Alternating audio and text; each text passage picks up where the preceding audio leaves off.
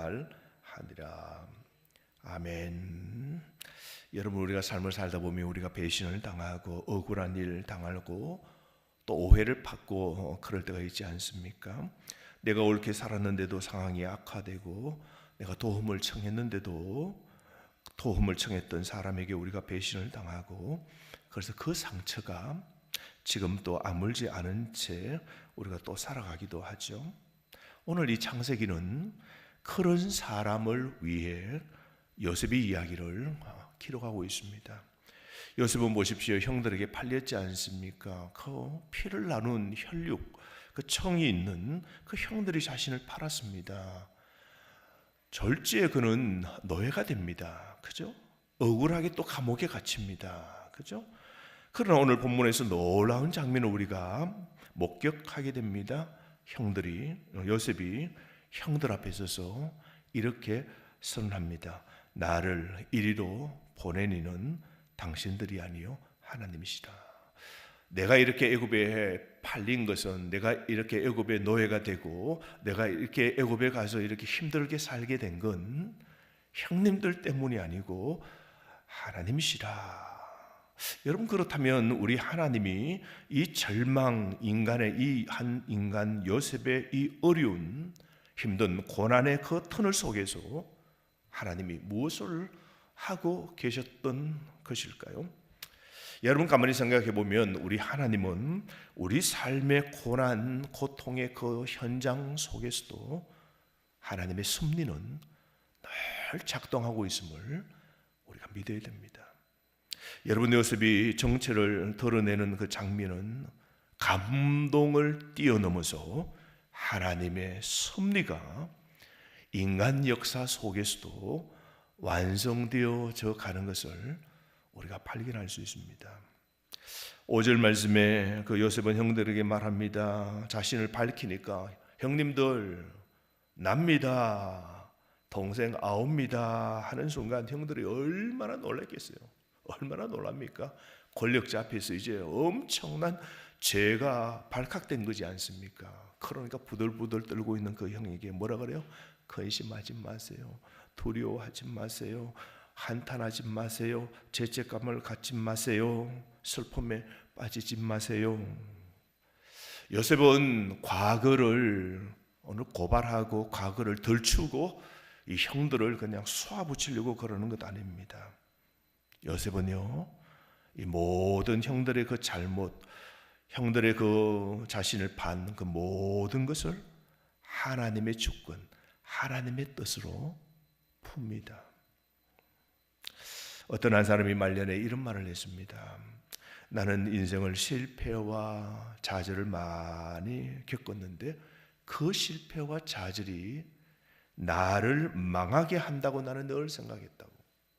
그런데 이 말년에 와서 내가 신앙이 깊이 들고 신앙으로 내 지금까지 살아온 삶을 보니까 그 실패와 고난이 지금의 나를 이 자리에 세웠다고 고백을 하는 겁니다.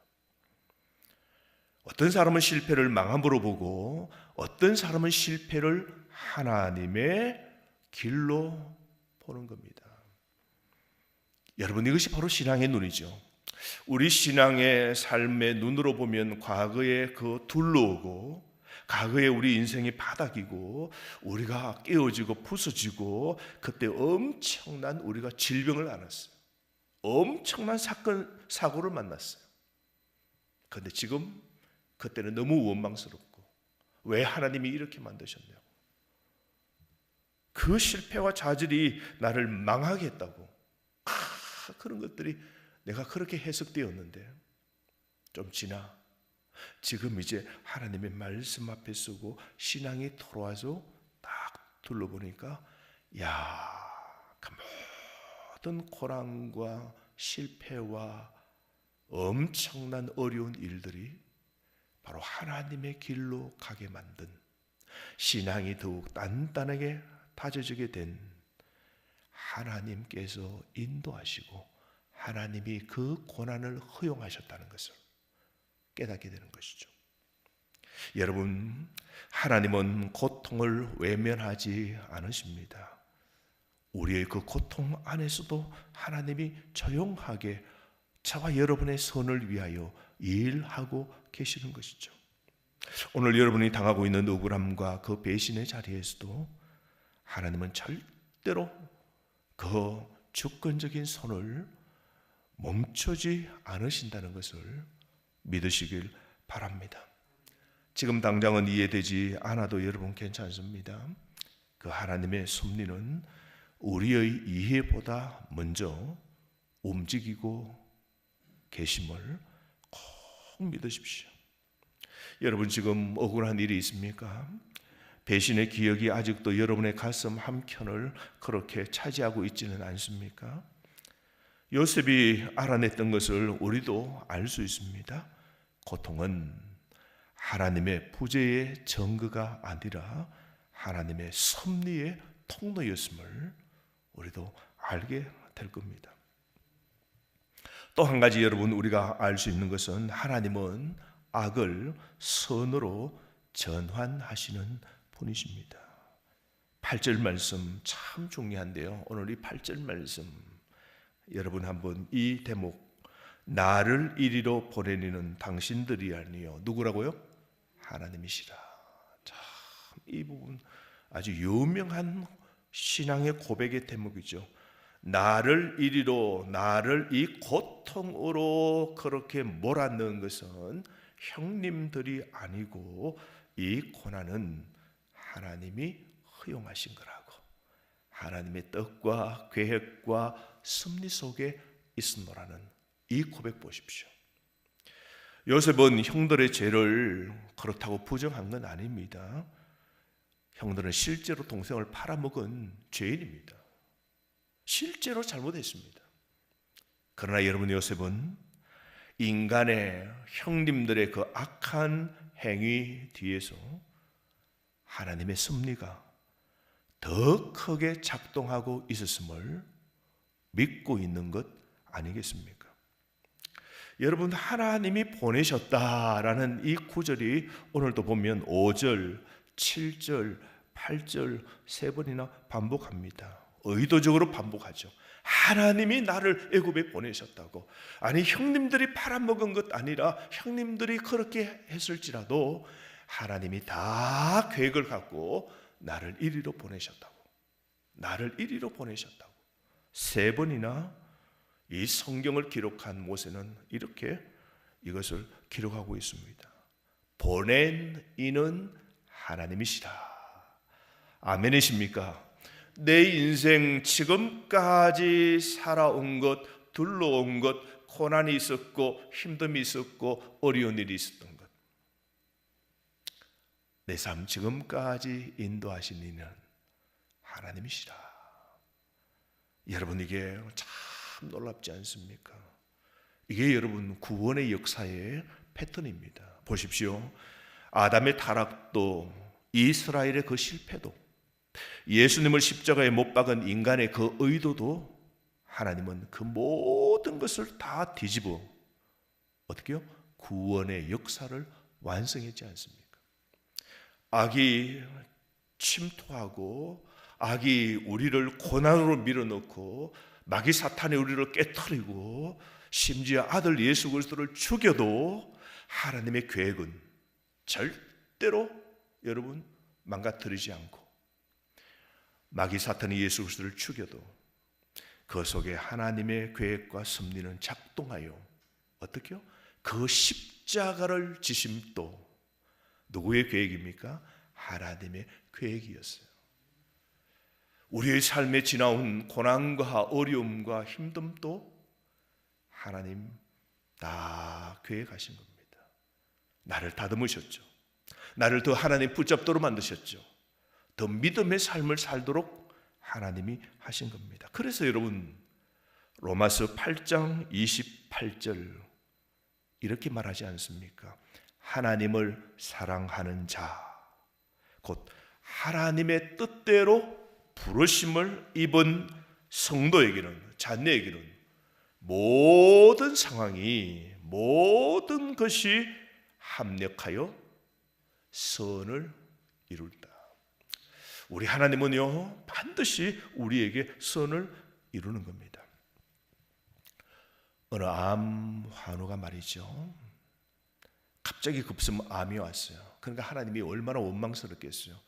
이 암도 급성이고 이 암이 갑자기 이렇게 내 몸에 3기가 됐냐고 하나님이 막 원망되는 겁니다. 그렇게 건강했는데 검진 받더니 내가 갑자기 내 속에 암을 이렇게 달고 있다고. 왜 하나님이 지금 내 이제 평온하려고 그러는데 이런 암을 주시냐고 막 불평이 나온 겁니다. 막 기도도 되지 않고 오히려 분노와 절망이 신앙을 그냥 깡그리 그냥 부수는 겁니다. 근데 시간이 지납니다. 치료를 받고 있습니다. 그러면서도 자기는 부정하지 못하죠. 성경을 한 번 더 보게 됩니다. 하나님께 살려달라고 기도를 더 하게 됩니다. 그런데 그 치료를 하면서 그 병원에서 주변에 있는 사람들을 만나면서 이야기하는데 결국은 예수를 전하고 있더랍니다. 예수 믿어야죠. 이 힘들 때 예수님 의지하고 그리고 다시 교회를 가야죠. 신앙이 점점 하나님께 더 붙잡고 하나님 도와주십시오, 살려주십시오, 그렇게 되더랍니다. 기도가 더 깊어지더랍니다. 마침내 그분이 이렇게 고백했습니다.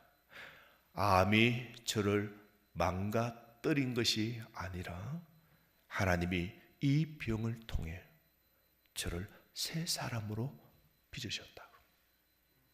이 암이 저를 더 믿음의 온전한 사람으로 그렇게 만들어 놓으라고. 악처럼 보이는 것도 여러분 하나님 손 안에 있을 때 선으로 바뀌어지게 되는 겁니다. 여러분, 하나님은 인간의 실수와 악조차도 구원의 도구로 사용하시는 겁니다. 지금 여러분에게 일어나고 있는 고난도 하나님의 선하신 목적과 연결되어 있음을 오늘 꼭 믿으시기를 바랍니다. 그것을 믿는 것이 바로 믿음입니다. 보이지 않는 것을 믿는 것이 믿음이죠. 그래서 왜 나만 이 고난 당하냐고 그렇게 말하시면서도 다시 한번 생각하십시오. 이 고난 속에서도 나는 이 고난이 어떻게 될는지 그 목적을 모르지만, 보이지 않지만 하나님이 오늘 모든 선한 계획을 이루어 가심을 여러분 믿고 그렇게 사는 여러분 되시기를 바랍니다. 그래서 내 고통 뒤에도 하나님이 계신다 라는 것을 믿기로 오늘 결단하고 삶을 사시기를 바랍니다. 오늘 이 요셉은 그러므로 그 구체적인 화해의 행동이 이어집니다. 14절 15절 말씀 보십시오. 자기 아우 베냐민의 목을 안고 웁니다. 베냐민도 형의 요셉의 목을 안고 웁니다. 요셉이 또 형들과 입맞춤이 안고 울고 형들이 그제서야 요셉과 말하게 됩니다. 깊은 연합과 용서가 쫙 펼쳐지게 됩니다. 이 장면은 마치 여러분 돌아온 탕자를 껴안는 그 아버지, 모든 것을 용서한 그 아버지의 마음과 그 아버지 품에 안기는 탕자의 모습이 우리에게 보여집니다. 9절에서 11절에서는 요셉은 단 한마디도 복수나 비난을 하지 않았음을 보게 됩니다. 오직 여기는 회복과 그 요셉이 가지고 있던 모든 것을 공급하는 풍성한 잔치의 그 상이 펼쳐지고 있음을 보게 됩니다. 여러분, 하나님의 섭리를 믿는 사람은요, 용서할 수 있는 겁니다. 요셉의 화해는 오실 예수 그리스도의 화해의 사역을 보여주는 거죠. 여러분, 우리 예수님은 어떻게 용서하십니까? 우리의 잘못을 완전하게 다 용서하시죠. 그리고 우리를 꼭 껴안으시고 너 잘못 안다, 그러나 나는 용서한다. 궁극적으로 여러분 진정한 화해자는 예수 그리스도이십니다. 오늘 우리도 하나님의 화해의 사람이 되어야 하는 겁니다. 여러분, 용서가 어렵습니까? 아직도 마음속에 풀리지 않는 관계가 있습니까? 요셉이 할 수 있었던 것은 그가 훌륭한 인격의 소유자라서가 아닙니다. 그는 하나님의 섭리를 보았기 때문에 형들을 다 용서할 수 있었던 것이죠.